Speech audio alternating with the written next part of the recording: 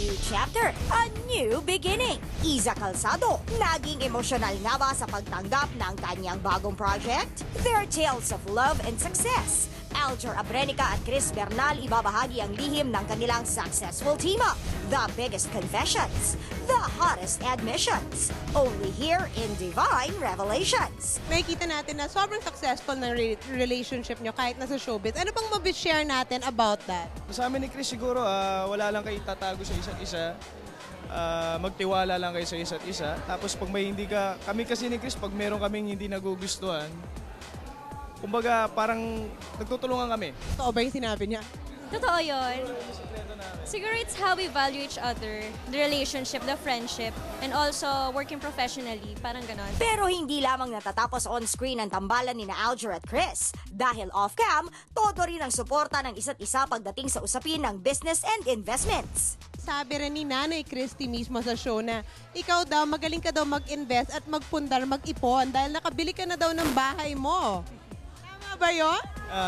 True, tama po.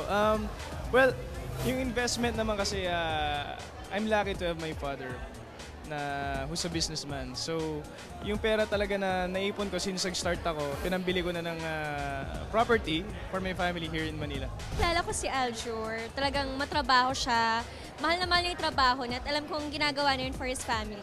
May business si Chris. Sige, ano naman yun? Kwento mo naman sa amin. Ano siya, fruit shakes. Mga fruit shake siya. Para siguro may 2 branches na ako. Alam mo, balita ko, napakaganda daw ng reviews ng serye and may bago ka daw show, The Biggest Loser. Thank you naman, Divine. And totoo yun, may bagong show. Soon, hopefully by March, mag-grind na yung show. You know what? I know you've always been an advocate of being healthy, ganyan-ganyan. How much? How much naman na nagme-mean sa'yo itong ganitong show makuha mo?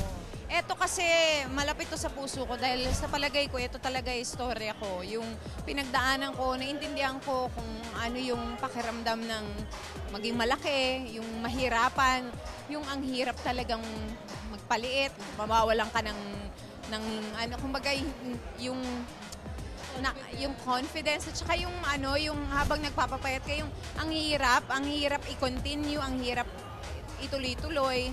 Pero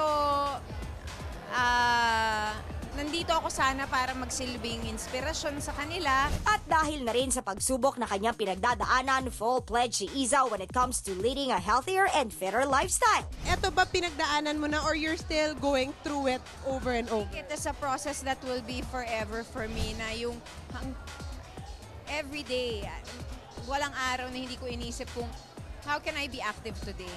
What are the food choices that I've eat? Okay, today, will I let go? Alam mo yun, parang ngayong araw na to, mag-ice cream ba ako? Total, nasa Magnum tayo. Ngayong araw na to, pwede ba ako mag-ganito? Alam mo yun, so, lagi kong iniisip, araw-araw siya.